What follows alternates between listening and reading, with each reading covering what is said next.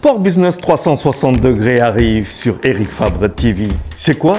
C'est une mission sportive bien entendu, mais aussi économique. Elle va parler de quoi? De l'économie du sport. Quand ça? Eh bien, toutes les 2 semaines, ici, sur Eric Fabre TV, avec moi-même, Charles Fay. On va parler, par exemple, de football, de l'économie du football. Et bien sûr, il y a du foot, mais il y a toute une économie, les droits de télévision, ainsi de suite. On va parler aussi du basket. Il n'y a pas longtemps, le bal se déroulait ici à l'Arena, à Dakar. Quand on parle de bal, on parle aussi du business. C'est du basket business. On va parler aussi de la lutte. C'est vrai, c'est une discipline traditionnelle, une discipline avec frappe, avec du business derrière, avec aussi des promoteurs. C'est du business. On va parler de politique sportive, des enjeux du sport dans le développement, des enjeux du sport avec le développement. Pas de développement sans sport, mais pas de sport aussi sans business. Ça sera toutes les 2 semaines, ici même sur Eric Fabre TV, avec moi-même. À très bientôt.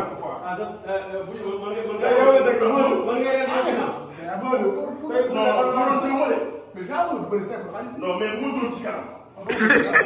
waxal nga ko de jam mu dul ci kanam. non wala.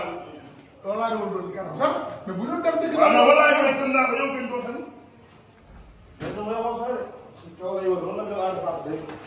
ay buse bu daanu Modou Lo coow bi ko nar a topp nii.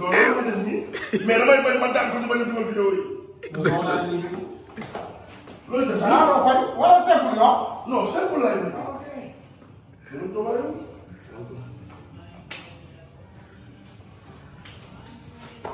te yàlla mën na lu de erreur mën dafay am de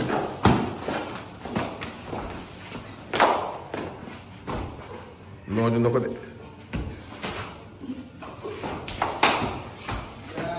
waaw mais busi mii waaye busi mii waay gën dama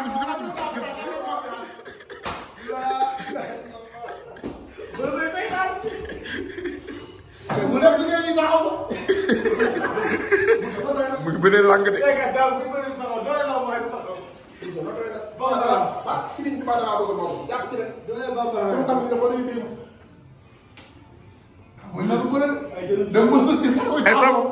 kii da laa bëgg a sonal. da laa bëgg.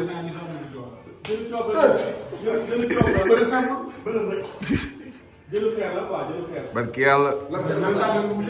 li nga entraîné New York feeñ na. mu da ko bëgg condition bi la ko bëgg a sonal. kii bu doon suuf sa la bëgg a musul wala bu doon suuf. wallahi azim fu ma la bëggoon ndax damay dégg.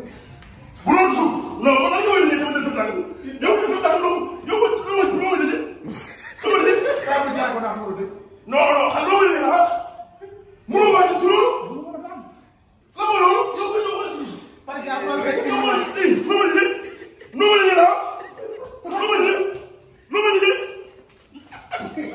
mais noo may dëjee. yaa ngi nii. la dëgër ëmb seen la. la dëgër ëmb seen la. wala sa bopp bi tegu la.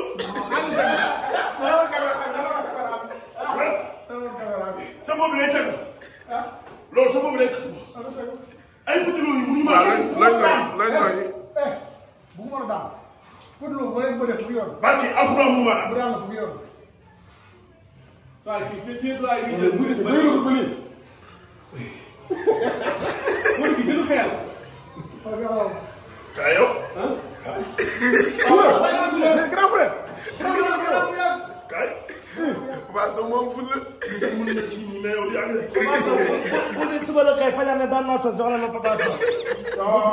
du may dégg sa njaboot. waaw suba si yaa ñëw daan naa sa jox la ma Papa Sow. walay mbot. waaw. yow lay mbot. man góor lu ma mbot. ah moo amul yére de. waay. non saa yi dool yu bari na trop. première condition bi des quoi. non instant yii la dëgg suuf jël. waaw mu gis kat yaa ngi non mu. man dama ne sama garab bopp laa yàq. sama vitamine yëpp a ci kaw. Boucher am na xarit bu bees nag. waaye bu Balla Gaye Boucher am na xarit bu bees. kii sama ji la de. waaye Balla Gaye Boucher am na xarit yu bees. yàlla mën na lu ne. ci àddina gudd tànk.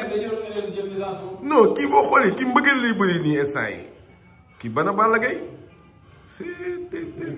oh Balla. Boucher ngay bëri Modou Lo. jàpp na ci yére bi na ko bàyyi yére bi laa ilaaha illallaah Boucher bett na ko laa ilaaha illallaah kenn du laal tànk bi de comme jaasi.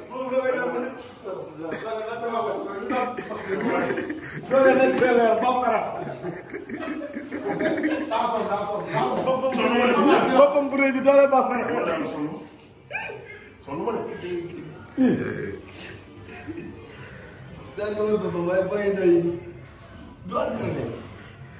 dafa mun bëri nag mun na bëri de. mais moo tamit saa fii suuf la Modou Lo fii du suuf Modou Lo di sóoraale. loolu suuf dëpp na bu yàgg. yow. xam nga soo mu njëkk dama bëri daal. mu nga waay loolu romb na mënoo ko. ah dama ne loolu sa doole yëpp bi ñoo doon foofu. kii du caaxaan ci lamb. su ma bëggoon daal bu ma ñëwee doo caaxaan ñi nga bëri dëgg la daal. papa kii du caaxaan dañu wax dëgg. en tout cas ñoo dàq tànk pied droit. mais bii dama ko waajal fii xam naa la ñu bëri. mu waajal. la ay soso ñu tooñ. wala xamoo kii boo ko gisee rek xeex ay ñoom sox ak yooyu mën bëgg ci parce que yàlla yenn mbër yi booy kii xoolal kii nu mu toll xoolal kii nu mu toll kii nan lay daanee mbër yi. te instant mënu laa daan. mënu ma daan. ah non non dama xam ne ay sox boo leen gisee ak kii xoolal lii benn tànk sox man na kii 10 fois. kan non sox bu ma mën na ma 40. xoolal kii mais bu seet amee day bëree deux pieds. mais bu seet.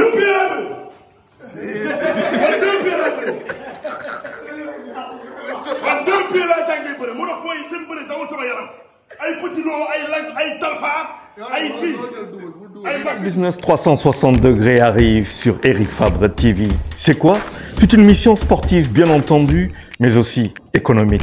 Elle va parler de quoi? De l'économie du sport. Quand ça, eh bien, toutes les 2 semaines, ici, sur Eric Fabre TV, avec moi-même, Charles Fay. On va parler, par exemple, de football, de l'économie du football. Et bien sûr, il y a du foot, mais il y a toute une économie, les droits de télévision, ainsi de suite. On va parler aussi du basket. Il n'y a pas longtemps, le bal se déroulait ici à l'Arena, à Dakar. Quand on parle de bal, on parle aussi du business. C'est du basket business. On va parler aussi de la lutte. C'est vrai, c'est une discipline traditionnelle, une discipline avec frappe, avec du business derrière, avec aussi des promoteurs. C'est du business. On va parler de politique sportive, des enjeux du sport dans le développement, des enjeux du sport avec le développement. Pas de développement sans sport, mais pas de sport aussi sans business. Ça sera toutes les 2 semaines, ici même sur Eric Fabre TV, avec moi-même. À très bientôt.